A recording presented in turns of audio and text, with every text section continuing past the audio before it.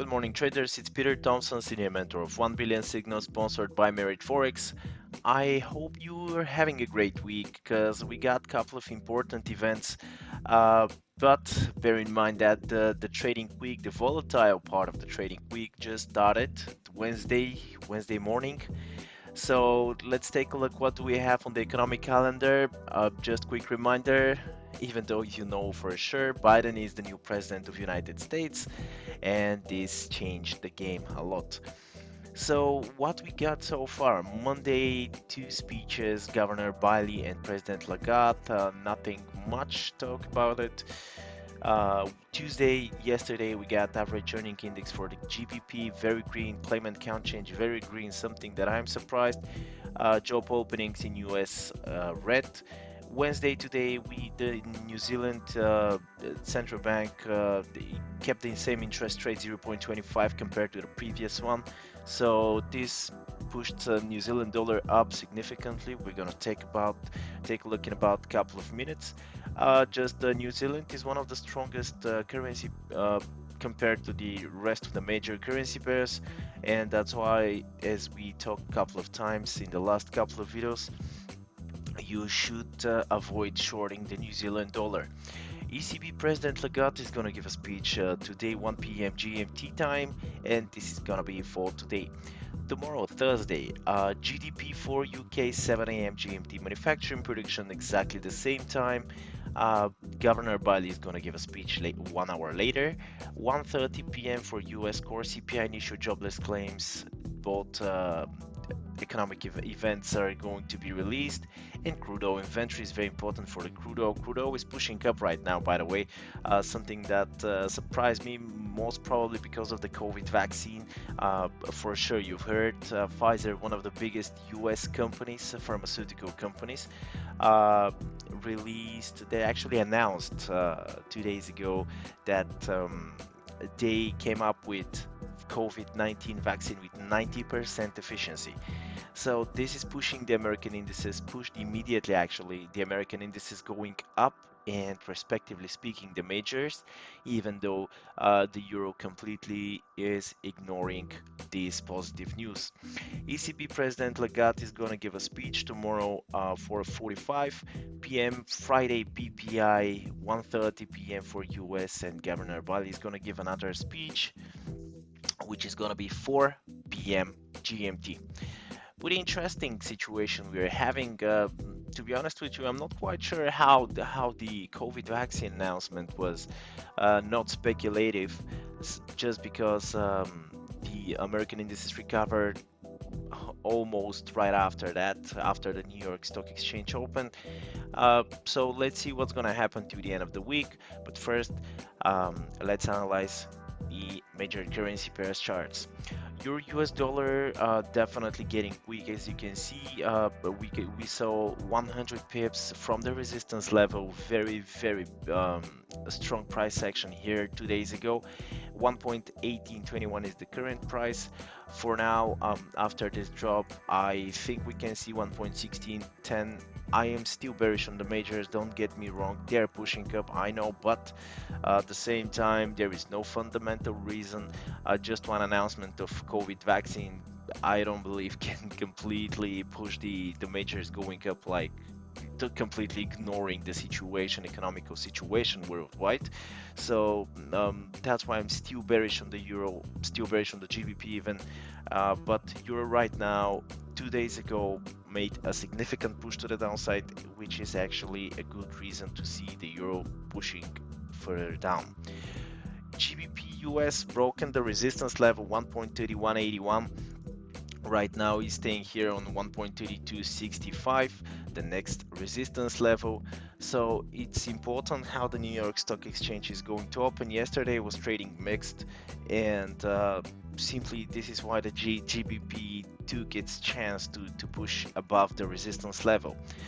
I think we're gonna see the GBP going down. I think this could be a very big false breakout. Just careful by taking the buy trades, because we can see very quick reversal to the downside of the Great British Pound.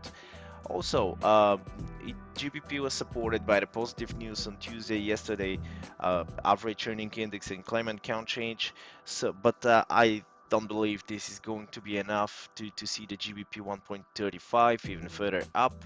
So let's see. Australian US still holding the resistance. 0.7410 is our resistance. Next resistance level tried to push down 2 days ago when the New York Stock Exchange indices, S&P 500, Dow Jones, Nasdaq, when they pushed down. This is actually when this drop was caused of the Australian dollar. Right now it's trying to push slowly up to recover this drop. So it's very important also to wait to see if it's going to break out the resistance, the next resistance. I'm gonna move this one into the new one, 0.7440, 7340, sorry, because it was tested here, as you can see, and the next test was right 2 days ago. So still bearish on the Australian. About the New Zealand is exactly the same situation. Broken the resistance. Even here you can start looking for buying opportunities after the retracement, of course, because it's just too high to buy right now the New Zealand dollar. New Zealand is performing absolutely great, so compared to the rest of the major currency pairs, I definitely, if I'm gonna buy something, I'm gonna buy New Zealand US. USD Canadian is trying to push back right on the support. As you can see, false breakout of the support 1.2990, 1.30 support level, very big round number. You know, they're acting like support and resistance levels. And we can see 1.31. It's not gonna be impossible, definitely. I would wait before I take any short trades. I would wait for a short correction to the upside. Anyway, crude is pushing to the upside significantly, reaching exactly the resistance level. We are staying exactly on the resistance level, 41.48.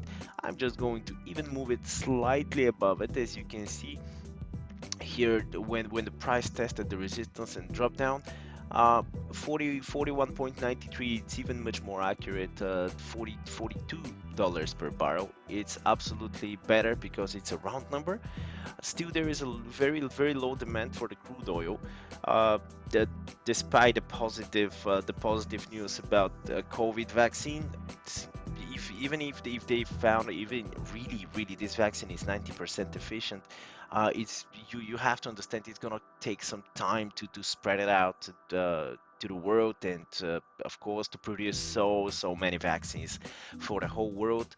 It's gonna be necessary, obviously, considering the cases of COVID-19, how many millions of they are, and this is why I don't think crude is pumping up due to due to increasing of the demand of crude oil, because winter is almost here. People stop, not completely, but just the traveling. They're gonna stop traveling so much, like compared to the summer, and definitely I think from here we can see very big drop. If we see breakout, of course, it's not impossible. 43.77 is the next resistance level. So if we see crude oil taking a step back, so dropping to the downside, we definitely, it's gonna definitely support the USD Canadian correction to the upside. So USDC is getting quick because Nasdaq and S&P 500 and Dow Jones push to the upside, so it's a matter of time to see the drop. I still believe the American indices are going to make a significant drop. They reached all-time highs after the announcement on Monday. It was very interesting price action for just a couple of minutes, 5 minutes after the announcement of the COVID vaccine. Just S&P 500 skyrocketed to the upside for a couple of minutes, 5-10 minutes. I think created kind of 100 basis points, which was compared to the average volatility of the index, which is between 50 and 60 basis points, 100 basis points for 2, 3, okay, 5 minutes anyway. It was absolutely outstanding. USD Swiss is kind of similar like USD CAD, USD Japan as well. So significant correction to the upside. Didn't manage to reach the resistance. Pretty possible 0.92 to see 0.92, which is 50 pips away from the current price, and then absolutely to respect the range that created for the last 2 months. As you can see, false breakout, and again getting back to the range. If you remember, we got pretty similar situation with the USD Japan a couple of months ago. So this is it for USD Swiss, and USD Japan. It seems it's gonna continue the downtrend that we're having. Correction to the upside. Again, Monday, exactly the same price action. 105.18, trying to stay above the support level and round number 105. I don't think it's going to hold.